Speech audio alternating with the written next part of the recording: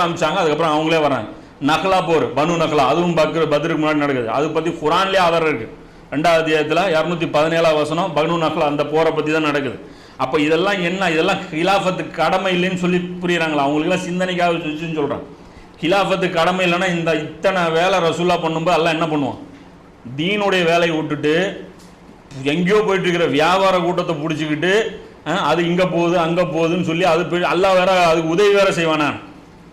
வியாபார கூட்டத்துக்கு முகம்மதே உனக்கு என்ன சம்பந்தம்? குரான்ல சூறா இறங்கும். நீர் மனிதர்களுடைய பொருளாதாரத்தின் பின்னாடி சென்று உலக கவர்ச்சியின் பக்கம் பார்வை நீட்டு நீர் இப்படி இருக்கும். இங்கெல்லாம் லைலத்துல் கதரில் அவ்வளோ நன்மை வச்சிருக்க, நீ அபூ சுஃபியான் பின்னாடி சுற்றி கொண்டிருக்கிறாயா, இப்படி குரான் வசனம் இறங்கியிருக்கும்.